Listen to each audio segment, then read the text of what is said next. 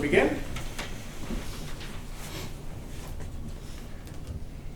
And please join me in the pledge. I pledge allegiance to the flag of the United States of America and to the republic for which it stands, one nation, under God, indivisible, with liberty and justice for all. Thank you. Have a seat. Let's call the roll, please. Manel. Here. Shaver. Here. Cassidy. Here. Schaefer. Here. Mendoza. Here. Logsdon. Here. Lake. Here. Everyone should have received the minutes of the previous meeting. Any discussion? Move approval with the corrections that have been made. Second. We have a motion to approve the corrected minutes by Mr. Manel, second by Mr. Shaver. Let's call the roll. Manel. Yes. Shaver. Yes. Cassidy. Yes. Schaefer. Abstain. Mendoza. Yes. Logsdon. Yes. Lake. Yes. Excellent. Minutes have been approved. Any communications? I have none, no. Very good. Finance Committee. Yes, sir. We had a meeting tonight. I think almost everybody in the room was present for that. A few highlights. We had a discussion about fiscal emergency, balancing the books, and so on. We had a discussion about the terms great shape, and we talked about some current projects within the city, and we will have probably updated reports on those at the next meeting, which will be November 15th at 5:30 p.m. Thank you much. Public Affairs. Thank you, Mr. President. We just had a meeting also this evening at 5 p.m. It was a fairly short one, but in that meeting we closed out some old business. I know Ed will most likely speak to it here in a little bit, but we got that the quote for the Sound Solutions quote for the speakers and video for this room. We also closed out our email addresses. We all now have council email addresses, so we just encourage everyone to use those as much as possible. We also, from a new business perspective, we really had none, but we did talk about moving the meeting so that we have all of our committee meetings at the same night for council. So our next meeting will be November 15th at 5 p.m. Very good. Thank you. Go on ordinance. Oh, yeah, we had a meeting this evening at 5:15. Old minutes were approved, no date there. We were requested the last meeting to review Administrative Code 147, which had to do with parking meters downtown and the collection of coins and that type of thing. Essentially, it's old information that was included in the code that doesn't need to be there since there are no meters anymore. So we were asked to edit that and revise it. So I'm going to go ahead and we'll pass along a recommendation to the law director concerning that. In new business, we had received a request involving Tiffin Street. Right over here, in the right direction. The request is made to actually try to permanently close Tiffin Street from the, let me get this right, the east side of Main Street, just to the west side of the Masonic Temple property. The rationale for them was this would allow for foot traffic during the events to the green space, using the stage and that type of thing, and also eliminate traffic. I'm assuming they mean car traffic for the Masonic Hall when they provide breakfast during the farmers markets on Saturday mornings. It's a discussion that was then brought up. This is going to involve zoning changes. It changes street access and permission from people that are there, like the Masonic organization themselves would have to have, and as well as an ADA access concern with parking, handicap parking for the Masonic.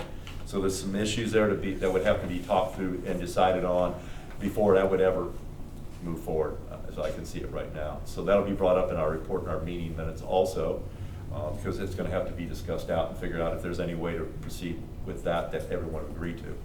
So don't know that for sure. We didn't have any communications from the public concerning that. So our next meeting that we're going to have will be on November 15th at 5:15 p.m. So, thank you. Thank you, everyone. I see the mayor is not here tonight, so Mr. Clark, what do you have for us? I just have two quick things. One is the water issue. I know that previously we had talked about November 11th being that deadline. All the GAC meeting was changed out last week. The lines were flushed yesterday and today. So hopefully by the end of the week, you're able to notice a difference in the taste and odor with the water. So that's good news. We were able to get ahead of that a little bit, and hopefully that resolves the issue. Secondly, I would request an executive session for 2 issues. One is to consider the appointment, employment, dismissal, discipline, promotion, demotion, or compensation of a public employer official. And second will be to discuss collective bargaining matters.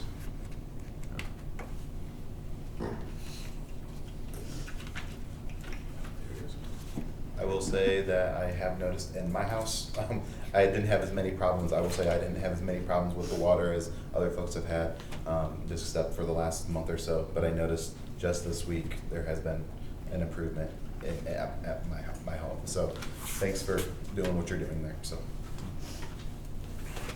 Anything for the Safety Service Director? Very good. Thank you, sir. Madam Law Director? No report tonight, thank you. Thank you. Madam Finance Director? I have 2 things on the agenda tonight. One is our tax budget. I just need the approval for that, and I would appreciate it if we could suspend the 3 reading rule tonight for that. And then I also have appropriations on there. Real quick to go over those. I wrote some notes. Let me get my notes. I have way too many papers over here right now.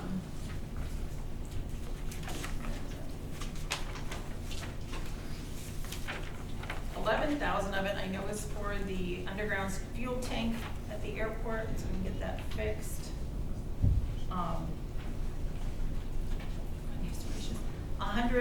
126 is to correct. Sorry, here we go. So number 2 is the airport fuel tank replacement. I believe that's 11,000. 3 and 5 need to be done just because those funds ran out of money, so we need to supplement those again. Number 4 is for a cleanup of the CSO 2 and 3 projects. Cindy said it was something she had messed up when she was carrying over, since that project's been carrying over year to year. She missed something, so that's what that is just to fix that. And then I added in a last minute one for Felix. He ended up getting a bigger truck than what he had originally planned, and that's gonna need a bigger plow. So we just need that, I believe it was 6,000, just to take care of that, so we can get that ordered for him. And I think that is all the appropriations, and if we could suspend the 3 reading rule for that also tonight, that would be great. Thank you. Which one was 126? The Kirk Brothers. It was just to clean up the carryovers. They just weren't carried over correctly each year, Cindy had found. It's not new debt, it's not new anything, or we have the money for it. It's just, we have to appropriate this so we can put it into a PO so it does get paid correctly. Is that the final bill? No, I do not believe so. There is a couple of punch list items that they're finishing now. They were supposed to be out there yesterday, and the goal, according to Todd Jenkins, is they should be wrapped up yet this week, and then we'll have that final bill minus retainage, obviously. But will that punch list incur additional funds? No, Or no, we have, I believe in the line item in the OWD, I think we have $212,000 left on that, which we won't touch that with this last bit of punch Okay. list items that are. And we haven't accepted it from them yet? No, we do, we have taken possession of the plant, yes, we have. Because we got insurance. But we haven't signed off with them? We have not signed off for the final note Okay. to release them for their retainage. The truck at the cemetery and the plow is within the confines of the 5-year recovery plan. Yeah, she did say so. The thing with the truck, so Felix, when we were looking at trucks, we usually get 250s because of plows. Felix wanted a 150. I went ahead and looked for $1,800 more. We were able to get the 250, which would be more suited for a plow. So that's what we did. That's why we got the 250. So when he ordered the plow, I believe he ordered it thinking he was getting the 150. So. And then real quick, I believe I read this completely wrong, and I just showed it to Josh too. Because I'm like, we can't have that high of a score or rating if we had that close to our debt limit. We do not. I'm more than sure we have the capacity of 16 million yet and 7 million of unvoted. I believe we're quite fine there. I believe I read this wrong. So, because there's no way we could have a AAA Moody rating if we were that close to our debt limit. There's no way. Well, I'm not sure, but what you're comparing apples and oranges, because Moody usually looks at other debt than state debt. So, Sure. I don't know. I'd be interested, you know, Moody's normally, when they do a rating, you get a one-sheet kind of summary. Yeah. Right. I'd love to see that. You get one out of the city. Hmm? Get one for the city. I have this if you want to take a look at it. Oh. That doesn't look like a normal, Well, But- he did this up special for me, so, but I'd just love to see that. And I could have Michael come and talk to you also, but if you want. Don't need to be talked to, I'd just like to see the one-page rating, Okay, the summary. I'll pull it up. But I don't think we're anywhere near it, because there's no way we could have been rated here like that. Well, would you please verify that and shoot us an email? I will do that. Thank you. Mhm.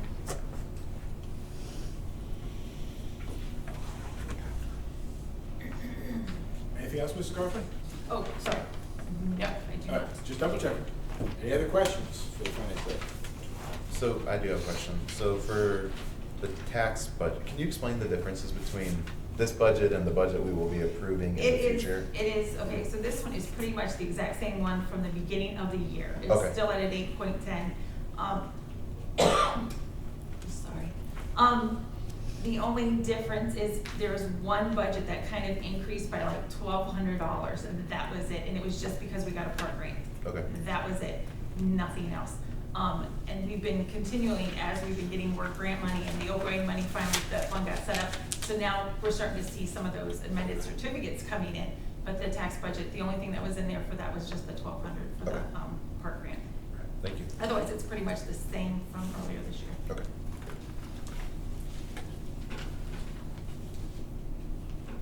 Very good. Thank you, everyone. I am told we have a representative from NOPEC in the house. Yes. Mr. President, could we have the owner of UV LLC? You get that first? Yes, he came up. Yeah, absolutely. Thank you. This is the Trex application that council was presented with last council meeting. And I believe it's, a couple of you said you would like to speak to the owner of that applicant, so. Yeah, right up. Sure, yes, I'm Sure, yeah. Respected all, like I respect everybody, and myself I introduce, like my name is Unmesh Brampert, and I own the business over here, BP, like gas station over here by the stadium, and we are planning to open one more business in 157 Lytle Street.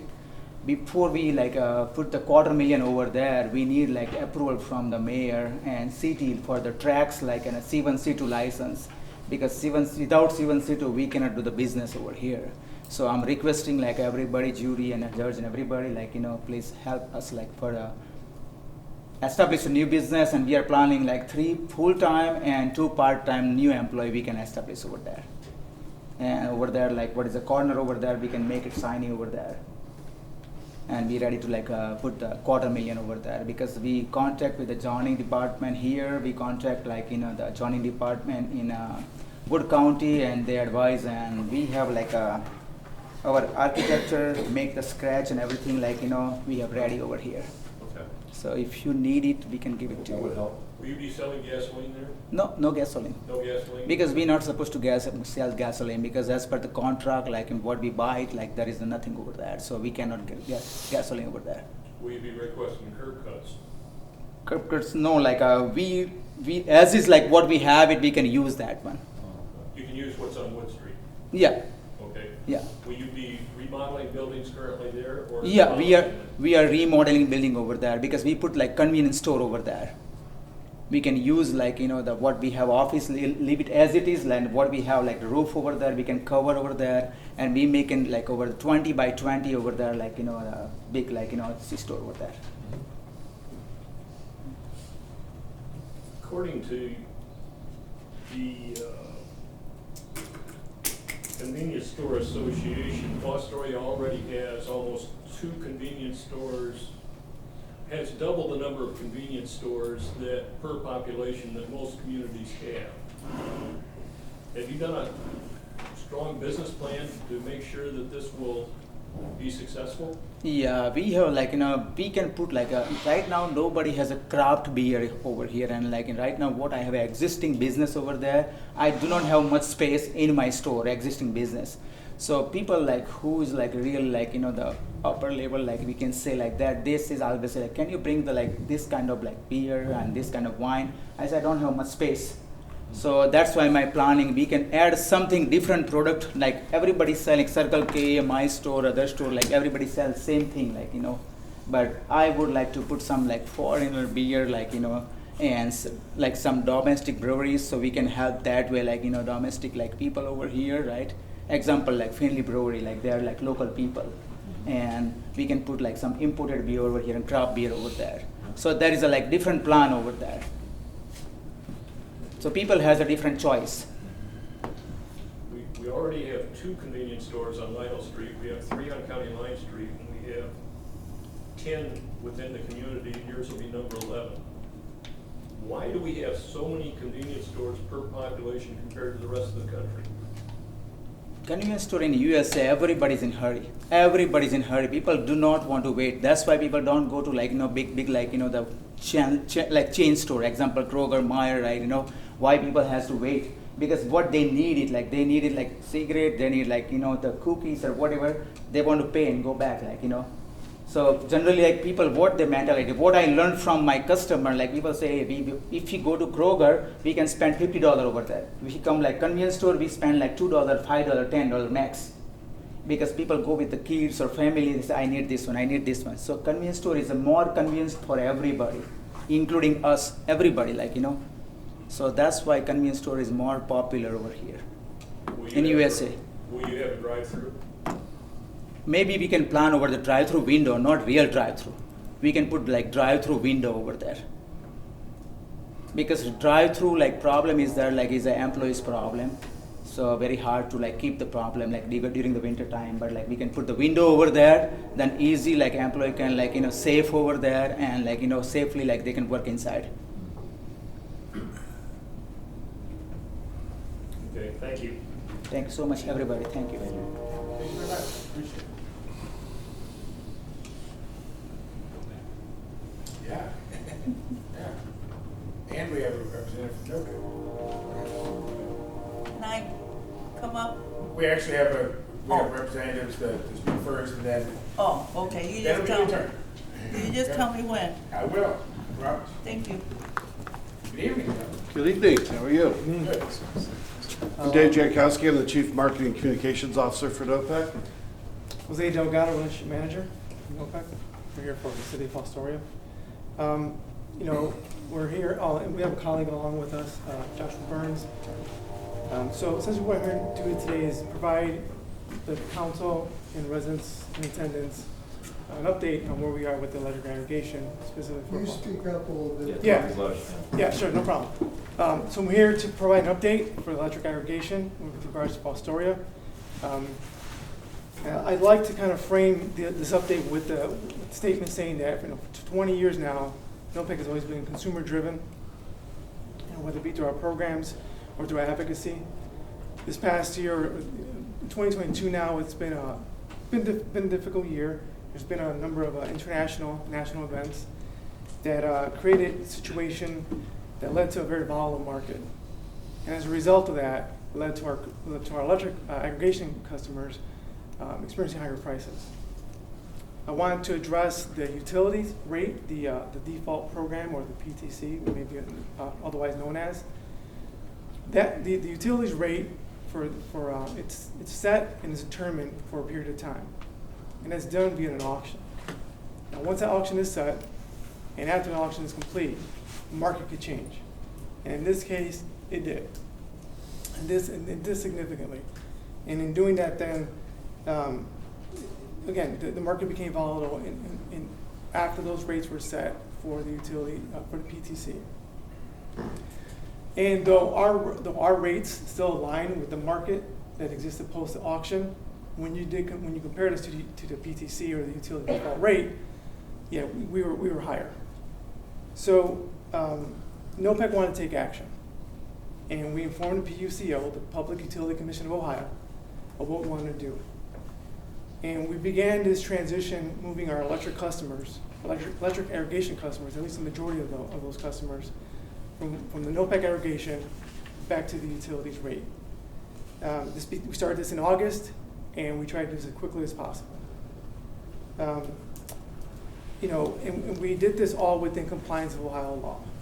In fact, there was 40 other aggregations that took the same action that NOPEC did, moving their customers from their aggregation back to the utilities default rate. How many? 40 here in Ohio. So that brings us until today, right where we are right now. So with regards to the transition, this AEP out here, utility out here, and those were those customers from our electric irrigation transitioned first. Those were one of the first ones that did it.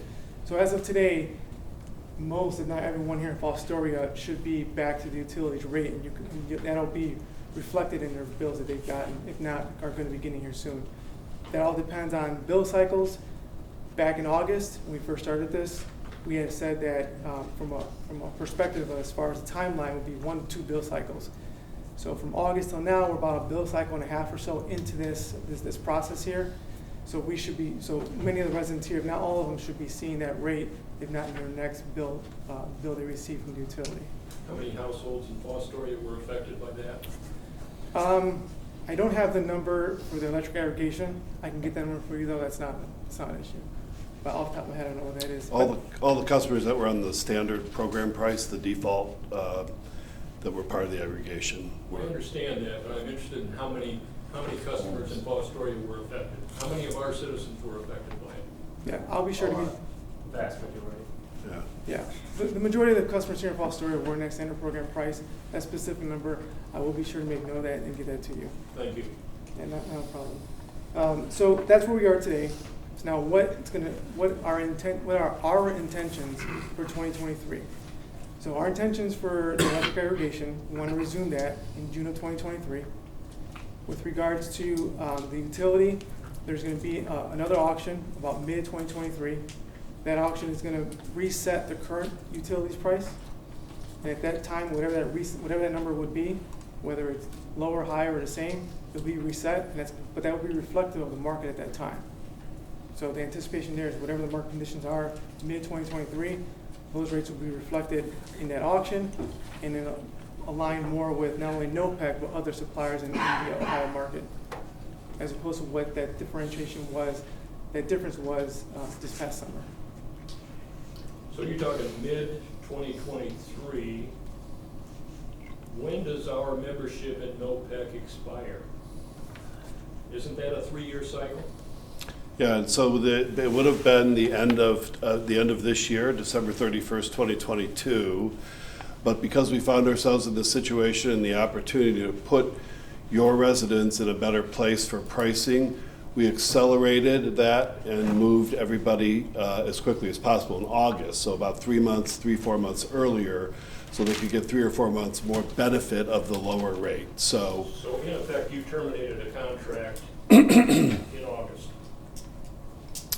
We still have a contract. You still receive all the other member benefits, and there are still people who are on the fixed term products and the MVR product, which is tied to the PTC, who are we're honoring those contracts. So there are still a few residents and customers here that are in that are in those programs. So I'm confused.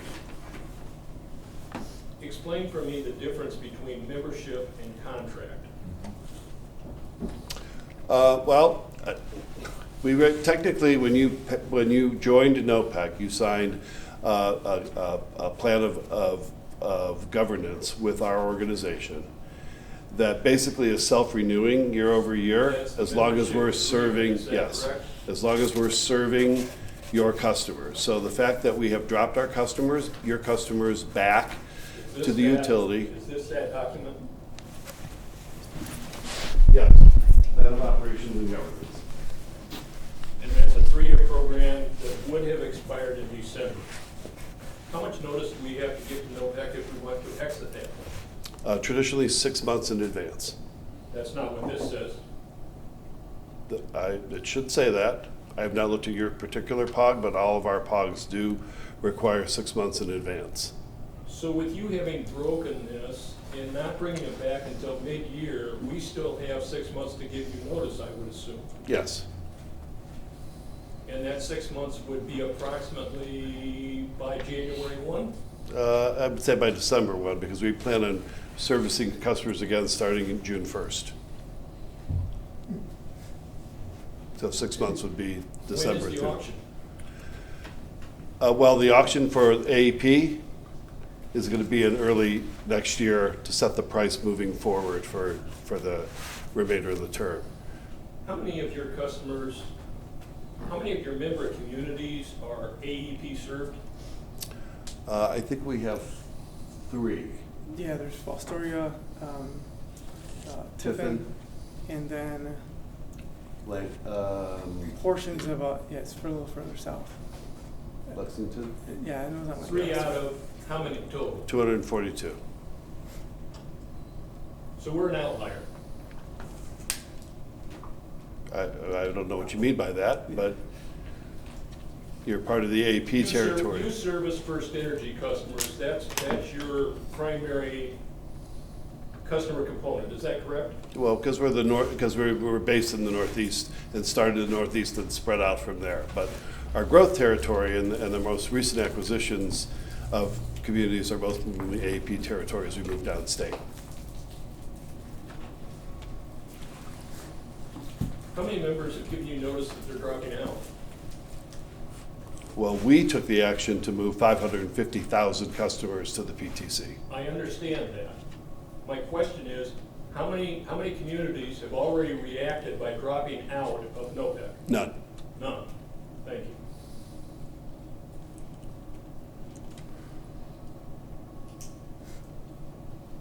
I'm sorry, please continue. That was the update until then. The next time this was allowed for questions. So that was the update that letting you know what our intentions are for 2023. So pretty much we took the action to move the customers to the best pricing available in the market. And it is our intent to come back once they have the benefit of that, basically 8 or 9 months of better pricing, to come back when the markets levelize. And the market's going to levelize higher because now the auctions being held moving forward for both AEP and for First Energy are going to be happening in these higher rates.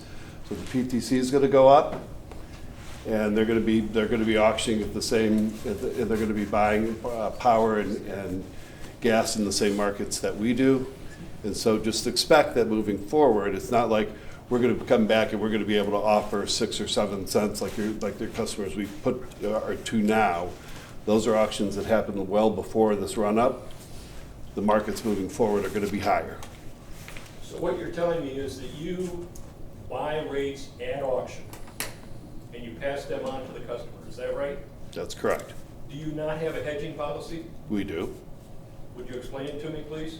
Well, we buy in tranches over time, so a longer period of time to buy at, just so you're not, it's like dollar cost averaging your portfolio, right?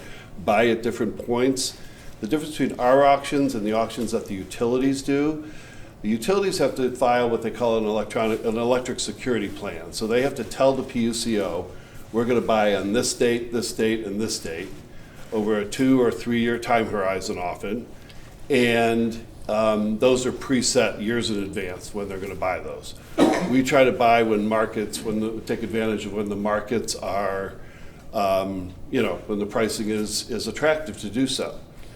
A certain portion of ours has to be bought in real time though, because of the size of the aggregation, right? Weather and people moving in and out of the aggregation, growth and shrinkage. We have to buy some of it, and so we had to buy some of our load. And what happened in this particular instance, we had to buy some of our load in this high post-start of the war market, and it raised the whole price temporarily. Why is your cost so much higher than utility costs? Because I mean, I've seen people who they posted their bills online and they showed that they had a $500 electric bill, which is more than some rent, that they pay, and so.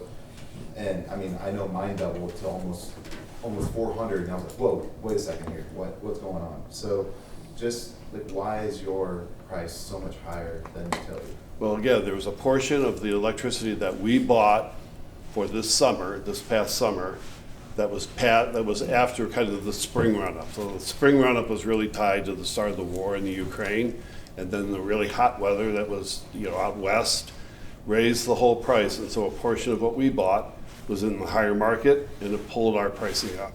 We were very competitive up until that point. So I mean, what's just stopping everyone from who is being serviced by you to call and say, I just want to go back to AEP, and I want to get my 7 cents per kilowatt hour? Well, like I said, we did that for the customers, so they didn't even have to make that call. But in June, you're going to raise it back up. So And so is AEP. So any customer that calls you right now and wants out would be let out? There are no standard program price customers on our service. That's not my question. So- Any of the current customers who you just released, if they call you and they want out, they want to exit, they want to go back to, like Mr. Schaefer said, buying directly from AEP, will you allow them out? Yes, but that's where they already are. I understand that, but you're going to put them back on another contract. Bring me back in. If they don't want to opt in They'll- effect, you they'll- will allow them out. Yes, they'll have the same opportunity as when we do a normal opt-out normally. We'll send a letter saying you are eligible to join the aggregation, rejoin the aggregation. If you don't want to be in, you can call us and tell us you don't want to be in. You're not answering my question. So what you told me is that when you come back in June, all of the current people being served in the city of Fostoria will receive an opt-out opportunity letter. Yes. Okay, thank you. And if they don't opt out, they automatically, They'll automatically be back in the aggregation, and they'll be on the standard program price. why don't we reverse it? You send the letter out. and That's Yeah. that's something that was dealt with a long time ago. We can't do that. Yeah, and keep in mind that opportunity to lead the aggregation, that is an opportunity, but we have customers who call in for whatever reason. They decide they can call in our customer care, there's an 855 number, and they decide to leave. Customers have done that, I spoke to them before, they realize those rates, that term and condition that they found on Energy Choice Ohio or with the utility, that those terms and conditions weren't satisfactory. The rate may have been, the terms and conditions weren't, and they decided to go back to the aggregation. They have the flexibility to navigate either within our NOPEC products that we offer, or they can shop, they can use NOPEC rates to shop. They can shop and see, do a sanity check against NOPEC against the market and see which is best. And you can do well by doing it. You can shop. If you have the capacity, the acumen to do that, to go into Choice Ohio, you can get 1 month terms, you can get two-year terms. I fully understand that, but I don't think a lot of our constituents do. Let me go a different direction if I may. What is the current status of the Dynergy complaint filed with the PUCO? We are in the process of filing in the docket responses to the allegations they've made in their filings with the PUCO. So you have not yet responded? We have made our first round of responses, and now the docket is open for comments from the public or any other interested parties. What is the current status of NOPEC with PUCO? We are still a member in good standing. We just received our natural gas certification for another 4 years to service the gas aggregation, and we are pending their approval to give us the certification for another 3-year cycle for our electric aggregation. Is Fostoria part of the gas program with NOPEC? Yes. Yes? Yes.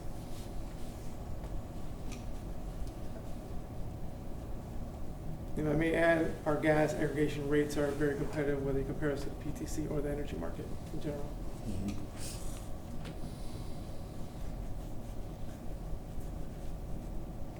When do you anticipate having all of these issues resolved with PUCO? Hopefully, I would hope by the end of the year. We are due to, the docket will close for comments, I believe on October 27th, and then there will be hearings in November, and we'll get a final ruling from them.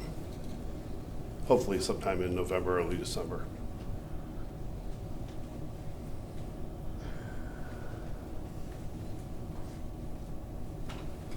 So it's getting colder, and people are gonna start turning their gas on.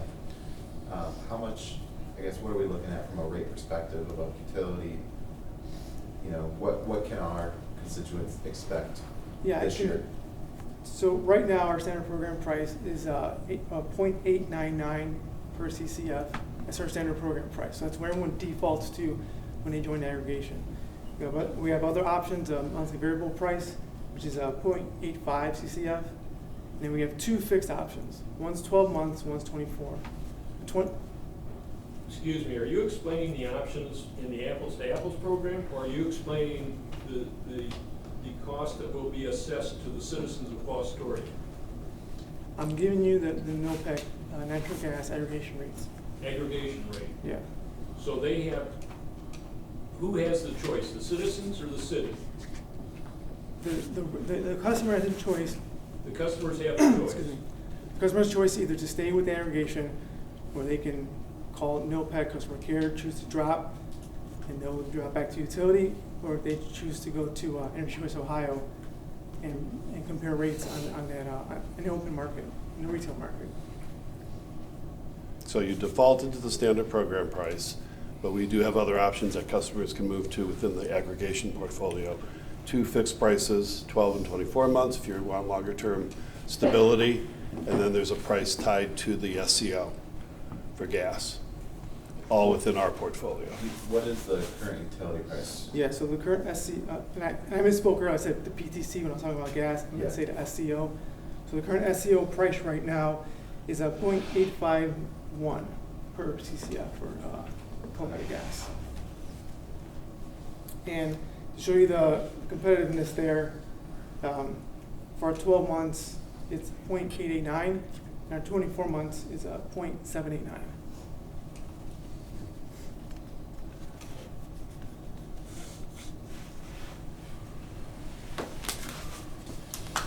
That's in what month, sorry?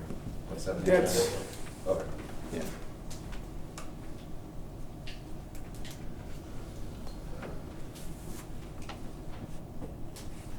You certainly let us down.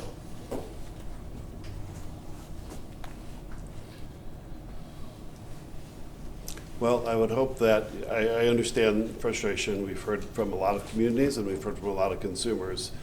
You know, the unanticipated run-up of costs was not foreseen by a lot of people. And we did the right thing by putting people in the best position we could as quickly as possible.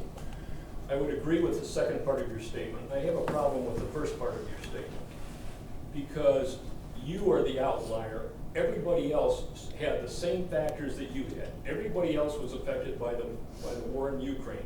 Everybody else was affected by shutting down the pipelines in the U.S. Everybody else was affected by the economy. But your hedging program was inadequate. Pure and simple. Well, if you were a private company, you would put yourselves out of business. Well, most of the other private companies, if you follow the retail market, that's actually not true. The utility, which completed their auctions before this run-up, had very attractive pricing, but we were actually below most of the retail offerings at Apples to Apples at that 12-cent rate in July and August. That's actually, I can show you that data if you'd like to see it. I feel for the citizens of Fostoria, I'm sorry. I'm not a part of NOPEC. I'm glad I'm not, but I feel sorry for the citizens of Fostoria and what you've done to them. well, you know, again, just to reiterate that as my opening statement, I guess you could say, yeah, compared to the utility, NOPEC was more. But when you compare us to our market, which is essentially, you know, the utility in some respect benefited from a timing factor. When you compare us to the other peers, the other market, we were still very competitive. High, admittedly high, which is the only success we took, but still competitive to the market when you look at when you step back and look at it. We could debate that, but this is not the time nor place. Fair enough. Well, hopefully the action we took, which was a difficult business decision for us to turn 550,000 customers, early back to the utility, was the right decision for the consumers. And they're now in the best place that they can be for a good 8 or 9 months here. And thank goodness the utilities were able to do it because you did it to the utilities. What did we do to the utilities? You upset the balance for the entire state by doing what you did. That is untrue.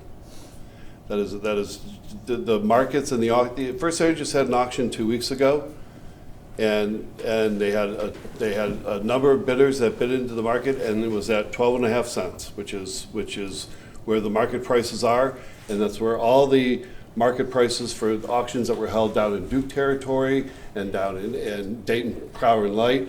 All of those where NOPEC does not compete or did not turn customers back are all in that 11, 12, 13 cent range. It's the market conditions. Who is your energy provider? NextEra Energy Services. And who are they? They're one of the largest energy companies in the country. Headquartered where? In Florida. They're one of the largest renewable companies also in the country.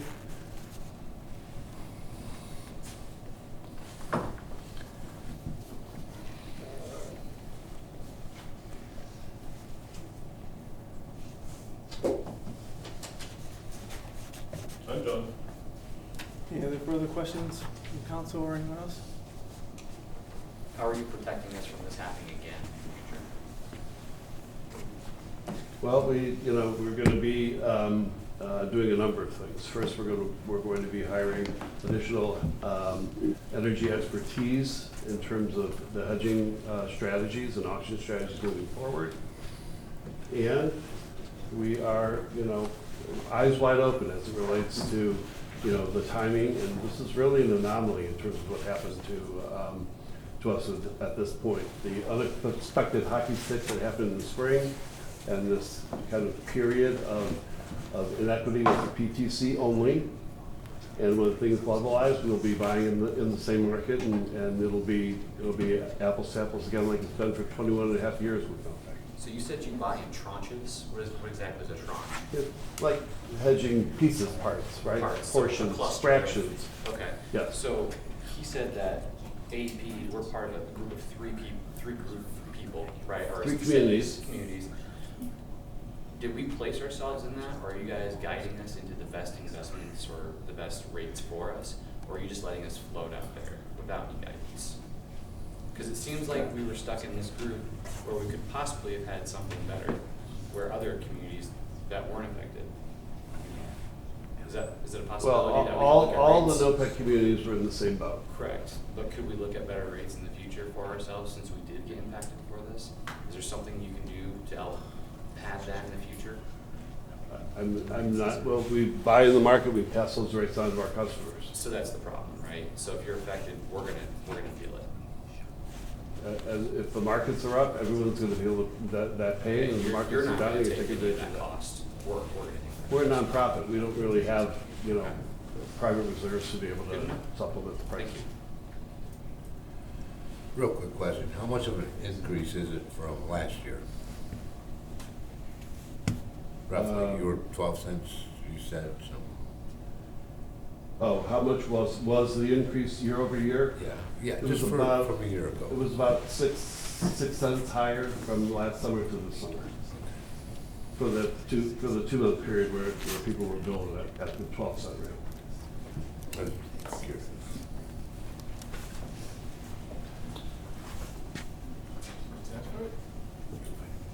Thank you, Jim. Thank you for the opportunity. Yeah, absolutely. Thank you.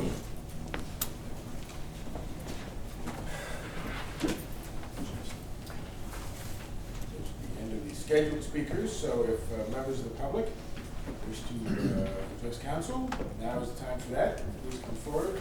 Please write down your name, print your name, welcome, And address we get correct in the record, and you have 3 whole minutes. Well, I was going to just be talking about one item, but after Mr. Longston just told us what's going on, I have to do 2 comments now. My first comment is my concern about new business over the past year and that we're having too many being requested to be passed as an emergency. If you look at the year, there's been quite a few that you guys have put here when you come in saying we got to avoid the reads because we're calling it an emergency.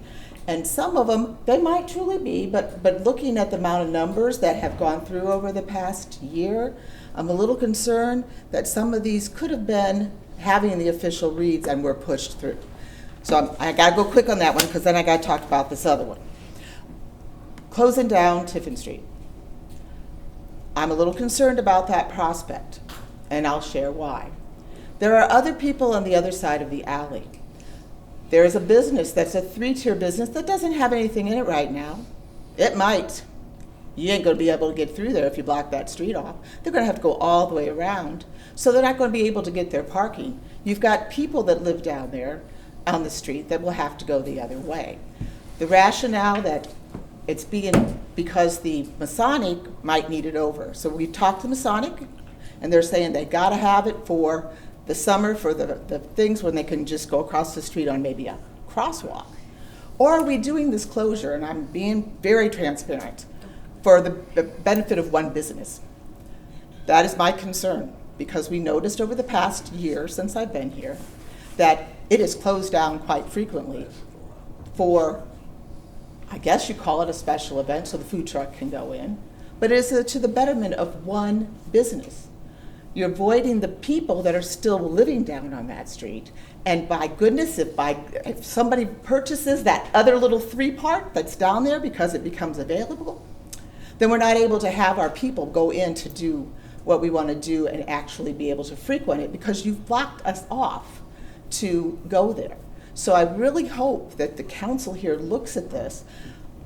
I'm going to probably have to go get a petition going because there are businesses, there are potential businesses that will be negatively affected by closing that off. When all you have to do is if you have an issue getting across, you can just put a crosswalk and people can go through during those time frames because it's on the weekends, it's on Thursday, Friday, Saturday when we have mostly the special events that go on, and we have ordinances for special events to close down the street. Because if we would do it for that street, then we should be able to do it for any other side street if that's the case. But we do need to look at the other business people because there is a nice little prime piece of property that's right down there, 3 on the side, that has potential to be utilized for businesses. So I do hope that you guys do think about that in your discussion. I'm just trying to be transparent with everything. But those were my 2 items, and thank you very much. Other members of the public? Are you going up? Oh, yeah, I'm going up. My name is Sylvia Kirova. I was here last meeting about getting a tree cut off my property. And that guy right there said he was going to go by and check it out. And I thought he was going to really do his job, but he didn't do it. So I'm here wanting to know why he didn't do it. Now I got a backup sewer, and I had to fix my bathroom totally. So I want to know when you're going to do it and if you're going to do something. I did have, so our street department, Chris Basinger, did go look at it. It is on private property. Because it is on private property, it's not in the city right of way. The city does not typically do anything with trees. That is why we did not do anything with that tree. It is not on city property. Well, how come they told me that if it was close to the road, it was city property? Correct, and the location that it is not in city property. Well, I don't know, I've heard otherwise, so that's why I'm here. I'm heated, because I feel at least you could have gave me an explanation, left a note or something at my door and tell me that I have to come over here to explain my situation when I'm a senior, and I don't have nobody, and I had to call Roto-Rooter seeing when they could come and fix it out again, because I've tried to get it cut out, but it's $3,000 for me. And then somebody told me on my street that that's the city's tree, because it's not on my side of my sidewalk. It's on the other side. So that's why I'm asking you, because, you know, I don't have no way to pay for somebody for $3,000. I lived in a fixed income, and that's what I want to know. And I feel that you guys all should have the decency for your Fostoria people to, whatever you call it, if you're going to represent us right. Don't be not doing nothing. I mean, I feel this is why I came here. And I appreciate the frustration, I do. I did have Mr. Basinger go out and take a look. Yeah, I was not aware of the root issues. If the roots are at the stop, and it is on city property, we will look into getting that sewer line cleaned out if it's on the city sewer line. So I was not aware of the sewer line. Yeah, because that's a different department. I was not aware of that issue. I had that, but I didn't think, you know, that you guys could do anything. But if it's out towards the road, yes. Yeah, that's what one of my friends told me. So that's why I came, and I am going to continue coming to these meetings, because I feel as a citizen of Fostoria, I didn't like what was said last week at the meeting when they were talking about the renter's property, and they were saying about all these migrants were in the house. I feel that's the landlord's problem, not if I'm the landlord and I got so many migrants in there, well, heck, I'm making a killing. So some of them maybe don't want migrants here in the, Fostoria, but, I'm just saying that my feeling. But I hope you really check that out and leave me a note or something on my door, because I would appreciate that. Like I said, the way it was portrayed last time was the tree issue. Yeah. And so when I did have them go out and look at the tree issue, it wasn't our tree. Now that I know that it is a sewer line issue that could possibly be out by the road, I will have our distribution department. Yeah, because the sidewalk is coming up. Okay. Yeah, because of the roots, That's all I have to say. What's the address? 736 Spruce Street. And I hope I hear something so I don't have to come in here again storming about this. Thank you very much. Thank you.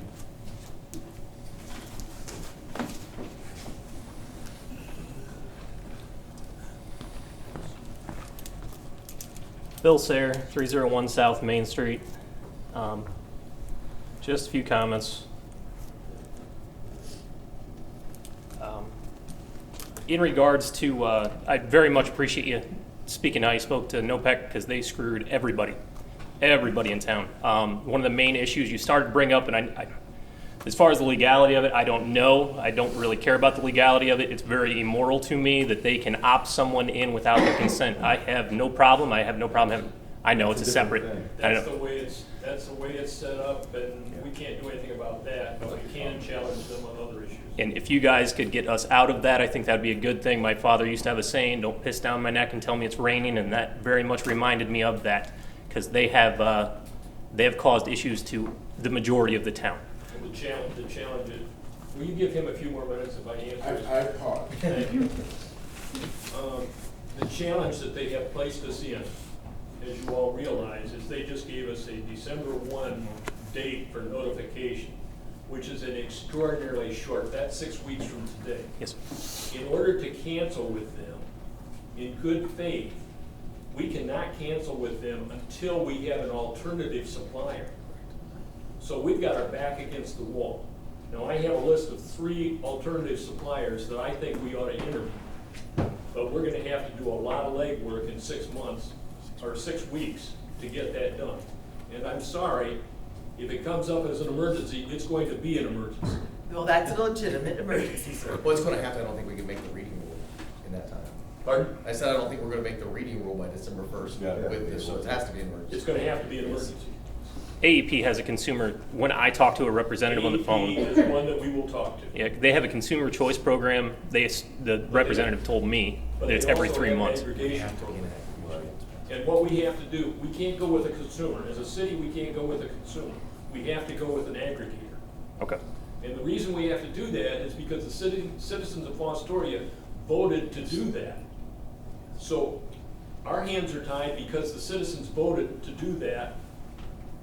November 2019, they voted for the opt-out. For the aggregate. Right, they voted For for the the opt-out opt-out. That's why you can't opt in. So the citizens passed it on a referendum issue. So we have to work within the requirements, the limitations of that particular referendum. I appreciate you speaking how you spoke to them, and if you guys can work towards resolving that, it really would help the town. A few other things, I know we were talking about Moody ratings, things of that nature. I was a kid at the time, but I've looked into it pretty heavily regarding AAA. Moody was the same one. They used to give AAA ratings to subprime mortgages.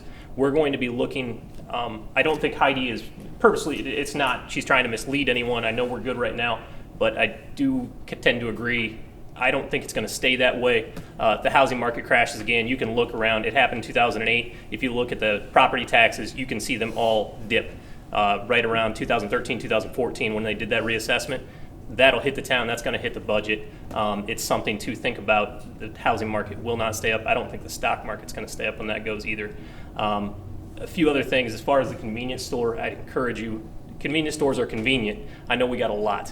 We used to have stores on every single block in this town well before my time, but there used to be stores everywhere. It's not a bad thing. Any business, in my mind, is a good thing. And as far as the EPA, that's 12 million, we said. That's a thing that it would be very good. I know they've hit other municipalities locally as well. As far as that is a huge chunk. There's no way that, if there's any way that you guys can push back, I know that's a hard thing and that's the feds, but. It's not a pushback at all. If we're not meeting the black and white numbers, we're required to do that next phase. However, I will say, part of the reason that we did the project in the order that we did the project, our capacity at the wastewater treatment plant went from 12.5 million gallons a day to 45 million gallons a day. So we've almost quadrupled what we can handle out there, which should resolve, and we're confident that our modeling will show the EPA requires an 85% capture rate. According to our latest in-house engineering with Peterman, they believe we're going to capture between 94 and 96%. So we're going to far exceed that EPA requirement. But it's still going to be $12 million, which the city's. No, if we meet those requirements, we not. won't have to do that next step. That's why we're required to do the modeling to get, so we don't have to spend that money. Okay, all right. Yes, That was. so pray a lot. Yes. The other thing I want to say is that $12 million is not a current estimate. It is not. That actually is an estimate that was in the last modeling of the consent decree that I believe dates back more than 5 years in our last. So that wouldn't be accurate. So I'm probably saying 17 to 18 million would be what that 12 million would turn into easily. Okay, all right. That's Can all I I ask have. a question? Why did we increase so much? As far as how much we can take? Yes. So the consent decree was because we have a combined sewer system in the city of Fostoria. So our stormwater and sewage flows into one main and goes out to the wastewater plant. Heavy rain events were causing combined sewer overflows that were actually spilling out. And then we were discharging significant amounts into the portage. This actually, by increasing our capacity at the plant, we can process it. We also have an equalization basin that in high rain events, we can store pull back into the plant so we're not sending any out and we're not sending any high flows back into the system. We went from 12 million to 45. 45 is what we're able to handle now. So that's a gigantic. It's a gigantic improvement. That plant out there is amazing. It's state of the art. So. Okay, I was just curious. Yeah. 12 and 45 seems like a big number. It is. But see what was there and to see where we're at now, you can see how we increased that capacity. Josh, I wrote one other thing at the top of this because I know you're discussing. There is a thing it'd be nice if the city did as far as the tree that you were speaking of. I've heard it go both ways. I'm not really sure what the ordinances are as far as the boulevard. I've heard it said that the city is responsible for trees on the boulevard. I've heard it said the opposite way. I'm not really sure how it is. I think if that's something that the city can look into, at least put the information out, it would help a lot of people because I don't know. I honestly Well, and don't know especially this. with this, if, like I said, the sewer line makes it a little bit different too. I would, this is the first I'd heard about the sewer line being a problem, so obviously it's out there. I'm guessing the sewer line's probably impacted out by the roadway, so we will send someone out to take a look at that. And I do know tree guys that are probably much cheaper than what you said, so Really? I'll pass that along. Well, yeah, because I have another one in the backyard that looks like it wants to tilt. So I gotta take care of that one too. Any other members of the public this evening? Thanks to everyone. Let's move on to, we have one piece of old business that has been tabled for a while. Just a comment on that. Yes. Can we strike that parentheses third reading, because that is not accurate? No. It stays where it was, the second one, right? We had one, yeah, it was first. It had one reading. One reading So only. one reading, so if we read it again, it would be the second reading. That's correct. That's correct. If it's read again.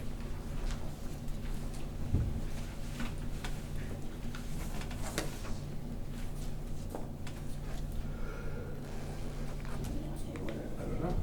Are we going to leave it where it sits? Yes, we are. Yeah. Okay. Good. New business. Got it. Hold on a second. Yeah. Whenever you're ready. We all wait Okay. anxiously. I'm ready. Okay. An ordinance adopting and amending ordinance number 2021-68, permanent 2022 appropriations by appropriating from unappropriated funds in the underground storage tank fund and stormwater fund and declaring an emergency. That is the first reading of that ordinance. Move to suspend the 3 reading rule on 3 separate occasions. Second. We suspend the 3 reading rule by Mr. Lake, second by Mr. Shaver. Let's call roll. Manel, Yes. Shaver. Yes. Cassidy. Yes. Schaefer. Yes. Mendoza. Yes. Logsdon. Yes. Lake. Yes. And that rule is suspended. Move to adopt. Second. Motion to adopt by the same pairing of Lake and Shaver. Call roll. Manel. Yes. Shaver. Yes. Cassidy. Yep. Schaefer. Yes. Mendoza. Yes. Logsdon. Yes. Lake. Yes. That becomes ordinance 2022-65. 65. Whenever you're ready, ma'am. I'm ready. Leave it one more. A resolution accepting the amounts and rates as determined by the Budget Commission and authorizing the necessary tax levies, certifying them to the Seneca County Auditor, and declaring an emergency to exist. It's the first reading of that. Move to suspend the 3 reading rule on 3 separate occasions. Second. Move to suspend the 3 reading rule by Mr. Shaver. Mr. Cassidy, was that you over there? Yeah. We'll use that one. Okay, call roll. Manel. Yes. Shaver. Yes. Cassidy. Yes. Schaefer. Yes. Mendoza. Yes. Logsdon. Yes. Lake. Yes. That rule has been removed. Motion to. Motion passed. I'll second. Same set. Okay, keep Same it set. going. There you go. Makes it Easy. easier. Call roll. Manel. Yes. Shaver. Yes. Cassidy. Yes. Schaefer. Yes. Mendoza. Yes. Logsdon. Yes. Lake. Yes. That becomes resolution 2022-66. 66. Just so everyone knows, I have a cheat sheet of all the numbers on here. You guys only have 4 left for this year. I'm just one. Play it wisely. Question for clarification. Is there business intended to follow after the executive session? None today? No. Question. Under miscellaneous, will we discuss the Trex request? That's up to you. I had some miscellaneous. I'm gonna go ahead and switch miscellany and executive session so we can clear up all the business beforehand. So, Mr. Manetto, would you like to discuss the Trex request under miscellany? Would the law director repeat her request from 2 weeks ago? Yeah. So we had correspondence, it's a form that the mayor needs to sign if you guys so authorize him to do so. It would just be approving that it is in fact an economic development project. The project itself is for economic development. That's the only determination that council is to make to then authorize the mayor to sign off on it. So just to be clear, This is a business. this does not grant a liquor permit, this does not grant the business thing, this just says, yes, there's someone who wants to invest money and will employ people. Yes, it is just to say, yes, we say we approve that this is an economic development project, should it go forward, and that just greenlights the whole application process for the Trex license. But if you- they were awarded a potential license, we could still have a hearing on the merit of that license. Correct, yes, this just starts the application process. Without that authorization, without that approval, Trex won't even consider it, and they won't even allow that application to begin. Have they been working with our FEDC? Do we know? No? Okay. The mayor might have more information than I Okay. do. I was only given the form and looked up the process. Gotcha. I don't see an issue in allowing the mayor to sign it. The guy said it's gonna be a $250K investment and 3 full-time, 2 part-time employees. It sounds like economic development to me. Yeah, I agree. It does clean up a lot that's been vacant for a long time. Any objection to checking off, yes, it's an economic development project? I make a motion, we approve it as an economic development. A second. Motion by Mr. Logston, second by Mr. Shaver. Let's go ahead and call a quick roll on that. Manel, Abstain? Shaver, Yes. Cassidy, Yes. Schaefer, Yes. Mendoza. Yes. Logston. Yes. Blake. Yes. And please have the mayor sign off that we are on board, that it is an economic development project. Mr. Logston, you have something for us? Yeah, I have a proposal. I was requested by the President of Council to look into improving the audio-visual system in the council chambers here. Anybody has been here and trying to hear what's being said or wishing they could see from the outside, like on the Facebook type of thing, a broadcast, they wouldn't be able to. So I went out and got a quote actually from a sound contracting firm locally that's actually services the Tiffin City Council, the Commissioners Chambers, that type of thing. I was impressed with their quote, and he wouldn't even bring it forward except that I've been looking into the design and what they did, and this is the kind of thing I used to do with my company is work. So what I would like to do is propose that the city actually look in and going ahead and somehow getting this contract moving forward somehow that we can upgrade the system. Briefly, I'll just let you know, it will be replacing the microphones that make all kinds of noise if you touch them or hit the table, what do you think? Oh, see, that's pretty easy, thank you. And then the other piece, instead of having just 2 speakers right now, there'll be a speaker over the audience that's adjusted so you can hear, separate from the speaker that serves them so they hear, separate from what we hear and there. So everything's level adjusted and doesn't feed back. The last important piece is there'll be a camera right up there that'd be shooting a wide angle view shot. Wouldn't cover the audience, and that's not unusual, but it would cover us so you could see who's talking, and that would be what would be able to go out to be viewed or recorded. So the whole intent is for transparency, communications. Yeah. I'll say that in a previous life, I used to help outfit classrooms at universities with this kind of stuff, and this quote is well under what we even would put in the classrooms. And this is and from what I've seen, it's going to set us up for success in the future, you know, especially not having issues. So I think this looks really good. Yeah, it's a university classroom that maybe services, say, 25, 30 students. You could easily spend $35,000. Yeah, we were up to almost 50 or more. If you put a big projector in the room, that kind of thing too. Debbie? Yes. Who will operate? That's the thing, that's the beauty of it. I told them we have a system that really all it has is the volume up and down control. All the settings have been pre-programmed in place. The one knob could be right here, just say you want it louder or quieter. That's all you need to do. The camera runs itself, and the laptop, you do have to turn the laptop on as they connect. You have to send up the Facebook to go out. Yeah, you have to set up the live session. You have to set up the live session to go. So we will need someone to do that. Yeah, but once it's turned on and set, it runs. I said, I requested a hands-off system. In other words, we don't have separate operators running around and everything, or technicians right now. So, and I didn't want to pile on secretary trying to keep track of everything either. So it's hard to run things and keep notes and do all that at once. You can't actually. So trying to get essentially a hands-off, easy-to-operate system that gives you a clear audio feed.